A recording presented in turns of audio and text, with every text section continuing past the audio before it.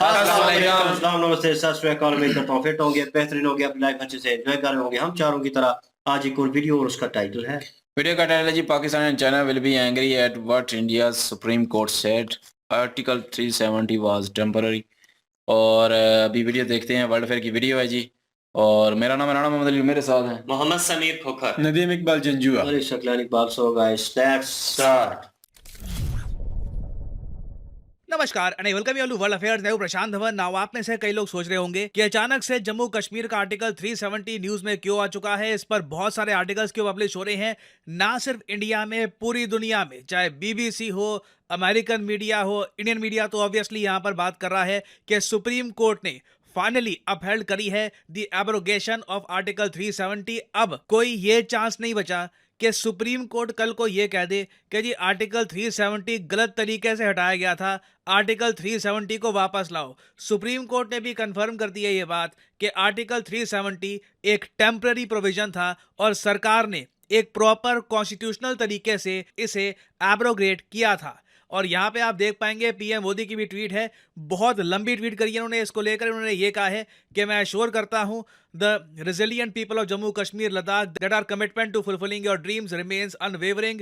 और आप देखोगे भारत सरकार के सारे मिनिस्टर्स ने इस टॉपिक पर ट्वीट करी है। अब क्वेश्चन यहाँ पर यही आता है, अचानक से सुप्रीम कोर्ट के 5 जजेस की बेंच, जी हाँ 5 जजेस की बेंच यहाँ पर बैठी और उन्होंने आर्टिकल 370 को लेकर अब जब 2023 खत्म होने वाला है, इसको लेकर एक वर्डिक्ट क्यों दिया है और साथ ही साथ पाकिस्तान और चाइना मोस्ट प्रोबेबली कैसे रिएक्ट करने वाले हैं इस डेवलपमेंट पर, यह सब हम जानेंगे इस वीडियो में।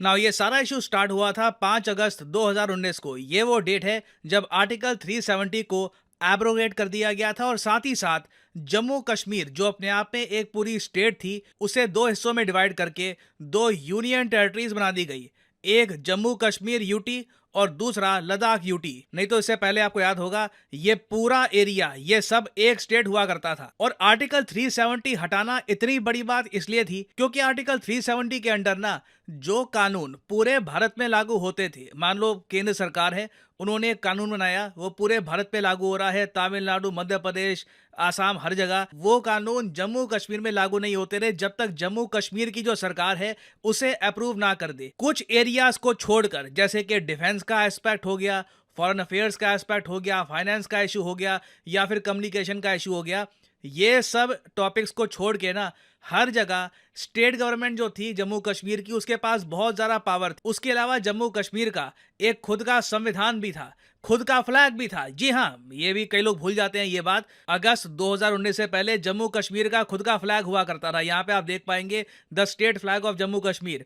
तो जैसे ही आर्टिकल 370 को एबॉलिश कर दिया गया, उसके बाद जो ये फ्लैग है ना, इसका भी ऑफिशियल स्टेटस जा चुका है। नहीं तो एक टाइम पर तिरंगे के साथ जम्मू कश्मीर में ये फ्लैग भी लहराया जाता था। और सबसे बड़ा इशू यहाँ पर यह भी था कि आर्टिकल 370 की वजह से आर्टिकल 35A भी बना हुआ था, जिसकी वजह से बाकी इंडियंस जो हैं, मतलब कि जम्मू कश्मीर से बाहर के जो बाकी इंडियंस हैं, वो जम्मू कश्मीर में जाकर लैंड परचेज नहीं कर पाते थे। तो सारी चीजें चेंज हो गई थी आर्टिकल 370 के बाद। इसके बहुत सारे जियोपॉलिटिकल चैलेंजेस भी इंडिया को फेस करने पड़े। जैसे आपको याद होगा, जैसे ही आर्टिकल 370 रिमूव किया गया, चाइना ने ना इंडिया की बॉर्डर पे जो अग्रेशन है ये बढ़ा दिया था, बहुत सारी डिप्लॉयमेंट कर दी थी। पाकिस्तान ने भी अपनी तरफ से बहुत कोशिश करी आतंकवादी भेजने की, यूएन में ये लोग गए, टर्की का सपोर्ट लेने की कोशिश करी, ओआईसी की मीटिंग्स करी। इमरान खान उस वक्त पीएम थे पाकिस्तान के, उन्होंने बहुत भाषण दिए यूएन में। पाकिस्तान और चाइना ने अपनी तरफ से बहुत कोशिशें करी कि जो आर्टिकल 370 का इशू है इसमें भारत पीछे हट जाए, बट इंडिया ने वो सारा प्रेशर झेला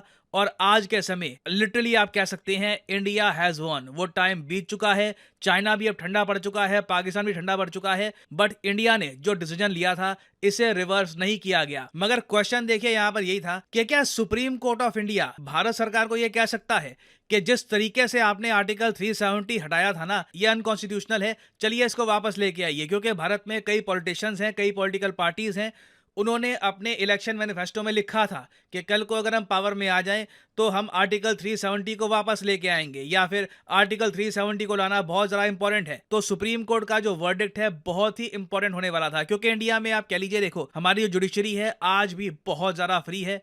कई बार सुप्रीम कोर्ट ऑफ इंडिया सरकार को बिल्कुल बैकफुट पे कर देती है। कई बार सुप्रीम कोर्ट ऑफ इंडिया ने ऐसे जजमेंट दी है जिससे सरकार का जो डिसीजन है ना, ये बिल्कुल एंड हो जाता है, सरकार पीछे हो जाती है, सुप्रीम कोर्ट कहता है कि ये चीज ऐसे होगी। तो इस पर्टिकुलर केस में भी पूरी दुनिया देख रही थी इंडिया के सुप्रीम कोर्ट को कि भारत का सुप्रीम कोर्ट बहुत से इश्यूज को लेकर क्या कहेगा। और अगर यहाँ पे आप ये पूछ रहे हैं कि ये इशू सुप्रीम कोर्ट में गया कैसे, तो देखिए 23 पिटीशंस थी जो सुप्रीम कोर्ट गई थी, और ये 23 पिटीशंस यही कह रही थी कि जी आर्टिकल 370 को वापस लेके आइए। और प्राइमरली आप कह सकते हैं सारे पिटिशनर्स की जो लॉयर्स की टीम है उनको लीड कर रहे थे कपिल सिब्बल। कपिल सिब्बल ने वैसे जो ये आर्टिकल 370 का वर्डिक्ट आया है उससे पहले ही एक स्टेटमेंट ये जरी थी कि some battles are fought to be lost, कई जंगें लड़ी जाती है हारने के लिए। तो इनको भी थोड़ा सा आइडिया था कि क्या होने वाला है। और सुप्रीम कोर्ट ने इन दी एंड जो वर्डिक्ट दी है उसका जो मेन क्रक्स है ये मैं आपको बता रहा हूं क्या है। पहली बात सुप्रीम कोर्ट ने ये कही है कि आर्टिकल 370 वापस नहीं आने वाला, सही तरीके से उसे हटाया गया था, वो वैसे ही टेम्परेरी था, वॉर के समय में वो आर्टिकल बनाया गया था, तो हमेशा के लिए वो नहीं रहने वाला। सेकंड बात यहाँ पर सुप्रीम कोर्ट ने ये भी कही है कि जम्मू कश्मीर को वापस स्टेटहुड दिलवाओ। ये बहुत ही इंपॉर्टेंट है, अभी के लिए आपको पता होगा जम्मू कश्मीर यूटी है, तो सुप्रीम कोर्ट ने कह दिया है कि जम्मू कश्मीर को वापस एक स्टेट बनाओ। और साथ ही साथ ये भी कहा है कि सितंबर 30 2024 से पहले पहले वहां पर इलेक्शन करवाओ। और इलेक्शन में भी आपको पता होगा, मैंने रिसेंटली वीडियो बनाई थी कि अब कश्मीर और जम्मू में जो सीट्स को लेकर बहुत बड़ा डिफरेंस था ना, ये भी काफी हद तक कम कर दिया गया है। आज के समय जम्मू में भी 43 सीट्स हैं और कश्मीर को 47 सीट्स दी गई हैं। उसके साथ साथ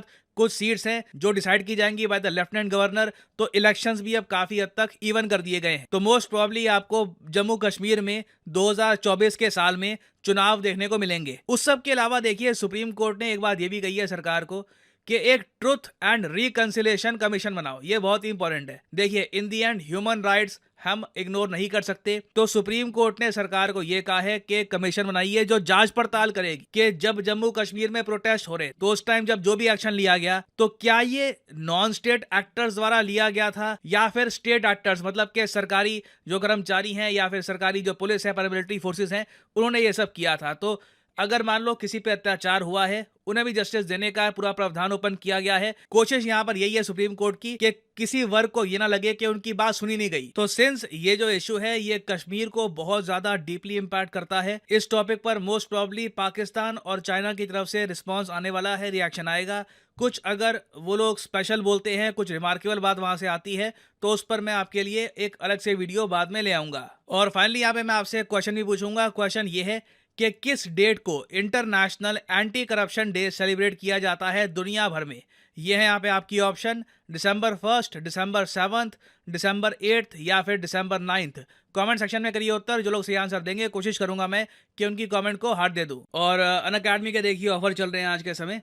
ये जो ऑफर्स हैं इनको आप यूज कर सकते हैं टू गेट डिस्काउंट। तो कमेंट सेक्शन में लिंक आपको मिल जाएंगे। आप यहाँ पर कोर्स ओपन करके you can use the code PD10 और आपको डिस्काउंट मिल जाएगा। और जो सेल्स टाइम टू टाइम आती रहती है इनका भी आप लाभ उठा पाएंगे। So this is the end of the video. Thanks for listening and as always may the gods watch over you.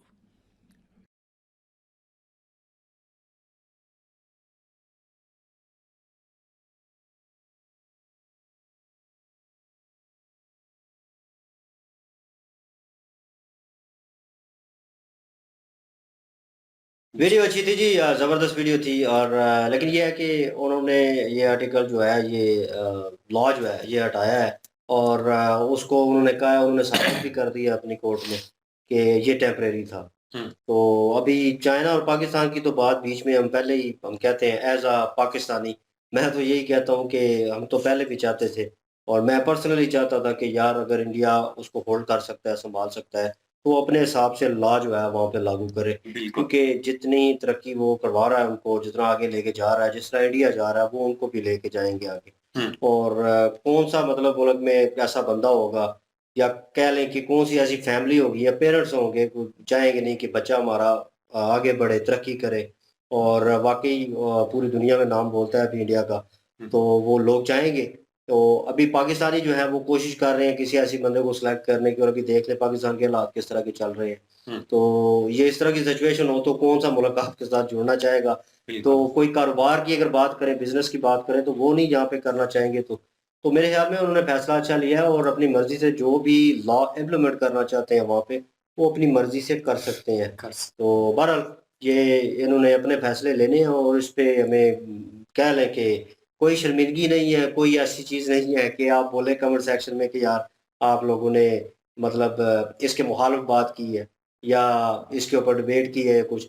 मैं तो स्ट्रेट फॉरवर्ड फैसला मान रहा हूँ, ठीक है, अच्छी चीज़ है, होना चाहिए। कश्मीरियों के लिए बेहतर मुस्तकबिल जो है वो वेट कर रहा है। बल्कि अच्छी वीडियो थी, मज़ा आया देख के, एन्जॉय किया। और बिल्कुल जी, जी। जी और ये बहुत अच्छी बात है कि इंडियन जो गवर्नमेंट है वो और अदालतें जो हैं वो सबसे पहले मुल्क के बारे में सोचते हैं और उसके बाद जो दूसरी चीज़ों पर गौर व फिक्र किया जाता है, क्योंकि अपोजिशन ने जिस तरह से जोर लगाया था कि अगर वो पावर में आते हैं या अदालतों का सहारा लेकर दोबारा से आर्टिकल 70 को वो कंटिन्यू रखवाते हैं, तो उन्होंने तो अपनी तरफ से कोशिश की अपनी सियासत को चमकाने के लिए, क्योंकि उन्हें ज़ाहिर बात है उनके पास एक पॉइंट था सियासत को चमकाने का, लेकिन अदालतों ने बड़ा अच्छा डिसीजन लिया और गवर्नमेंट का साथ दिया, क्योंकि अदालतें जो हैं वो भी देखती हैं कि ये मुल्क के हक में फैसला जो है वो हमने पहले देखना होता है कि ये जो गवर्नमेंट कर रही है ये वाकई मुल्क के लिए बेनिफिट कर रही है, और मुल्क के लिए बेनिफिट था, ये बहुत अच्छा हुआ, ऐसा ही होना चाहिए था। अदालतों ने बड़ा अच्छा डिसीजन लिया है। और आर्टिकल जो 70 है उसका वैसे भी वो टेम्परेरी था, वो वार के दरमियान लगाया गया था, और टेम्परेरी जो चीज़ होती है उसका वजूद कोई नहीं होता, वो किसी टाइम भी वो वक्त और हालात के मुताबिक उसमें चेंजिंग की जा सकती है। तो वक्त और हालात को इंडिया ने देखते हुए मद्देनज़र रखा, और जब ये मुनासिब लगा उन्हें, उन्होंने समझा कि अब हटा लेना चाहिए, हमें डिसीजन लेना चाहिए। इतना ज़्यादा वर्ल्ड प्रेशर होने के बावजूद भी इतने पाकिस्तान ने भी बहुत ज़्यादा अपील्स की, अक़वाम मुत्तहिदा में जाकर काफ़ी दफ़ा ये अपील की कि कश्मीर में जी नस्लकुशी होने जा रही है, तो दुनिया आवाज़ उठाए। ओआईसी के इजलास हुए, वो भी फ्लॉप हुए, वो भी कोई कामयाब नहीं हुए, क्योंकि जब आपके पास कोई पॉज़िटिव पॉइंट ना हो ना, ऑथेंटिक पॉइंट ना हो, तो आपकी जो अपीलें होती हैं ना, वो धरी की धरी रह जाती हैं। इंडिया ने वो सारा प्रेशर जो है वो बर्दाश्त किया और अपने फैसले पर अटल रहे, और जब एक फैसले पे वो अटल रहे तो फिर उन्होंने उस फैसले को सक्सेस भी कर लिया। जी वाकई जी, और ये वाकई अच्छी चीज़ है, क्योंकि अगर उनको फ़ायदा होगा तो इससे बढ़ के और अच्छा क्या है। और पहले जब उनको अपना लहदा था सारा कुछ और उनको कोई फ़ायदा नहीं होता था, और वो जो हैं वो गरीब से गरीब तारी होते जा रहे थे कश्मीरी, हुँ, और हर चीज़ में पीछे थे, पढ़ाई में, डेवलपमेंट में, जैसे अभी पाकिस्तान का कर लें, बिल्कुल ऐसा ही। ऐसे ही पीछे थे। और लेकिन ये है कि जब से वो हटाया गया है तो वो तरक्की की राह पे चल पड़ा है। अब जब वो पूरी स्टेट बन जाएगी, एक वहाँ पे इलेक्शन होंगे, हुकूमत बनेगी, तब वहाँ पे डेवलपमेंट बहुत ज़्यादा होगी और बाकी इंडिया की तरह वहाँ पे भी होगी, हुँ, और वहाँ के लोगों को भी फ़ायदा होगा। और सुप्रीम कोर्ट की एक और बात भी ठीक लगी कि उन्होंने किसी को नहीं मतलब के पीछे रखा। हुँ, उन्होंने ये भी कहा कि जो नॉन स्टेट एक्टर हैं या स्टेट एक्टर हैं, उन्होंने उनसे भी अगर कोई ज़्यादती हुई है तो उसका भी इज़ाला किया जाएगा। बिल्कुल। और जिन लोगों के साथ ज़्यादती हुई है उनको भी जो है उसकी भरपाई की जाएगी। जब वो लॉकडाउन लगाया था उस वक़्त की बात है, जब वो हटाया था, लॉकडाउन लगा था, उस वक़्त अगर किसी के साथ ज़्यादती हुई है तो उसकी भी ज़्यादती को दूर किया जाएगा। हुँ, अभी जो है वो उनका भी हिसाब किया जाएगा, अगर किसी ने की है तो उसको भी सज़ा दी जाएगी। और बाकी ये है कि इंडिया ने अपनी स्टेट बना ली है, अब इंडिया डेवलपमेंट करेगा। अभी पाकिस्तान और चाइना क्या रिएक्शन देते हैं उस पे वीडियो बनेगी, अभी देखेंगे हम भी कि क्या रिएक्शन देते हैं। बिल्कुल। और बस बातें ही करेंगे और तो कुछ करना नहीं है।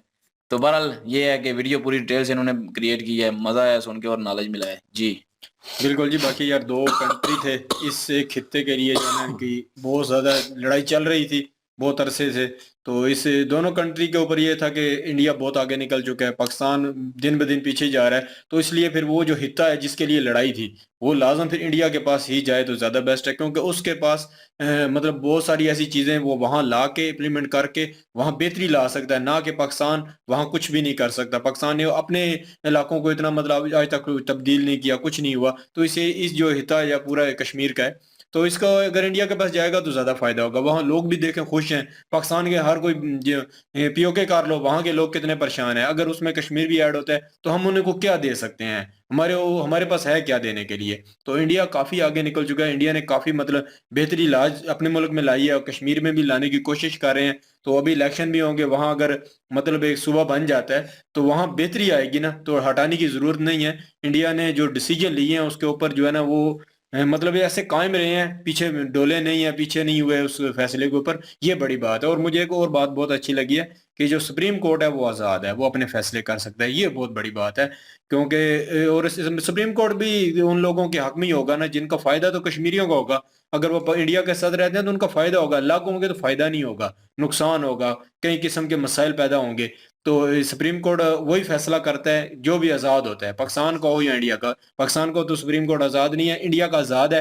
तो उसने देखा इन लोगों के फायदे का काम हो रहा है, तो उन्होंने अच्छा फैसला किया है। तो सियासी लोग मुझे हैरानगी हुई है कि वो इस एप्लीमेंट हटाने के 370 हटाने के ऊपर वो मतलब वापस लाने की भी बात करते हैं। ये एक हैरानकुन बात थी मेरे लिए। बहरहाल जी, एक चीज़ तो इसमें क्लियर आउट है कि ये मसला हल होगा, ये चीज़ होगी तो मेरे ख्याल में एक स्टेप और नज़दीक हो जाएगा। इंडिया पाकिस्तान की वो जो दुश्मनी चल रही है ना इसको लेकर, वो मेरे ख्याल में कहीं न कहीं कम होगी कम मेरे हो गया। ख्याल में। तो लोग जो है समझना शुरू कर देंगे, गौर-व-फ़िक्र करेंगे, वो जज़्बाती फ़ैसले नहीं करेंगे। तो आने वाला वक़्त दोनों मुल्कों के लिए बेहतर होगा और ये एक दोस्ती की शुरुआत भी हो सकती है। तो इंशाल्लाह मिलते हैं नेक्स्ट वीडियो में। अपना ख्याल रखिएगा, दुआ में याद रखिएगा। तब तक के लिए अल्लाह अल्लाह हाफिज, हाफ़िज़। पीस।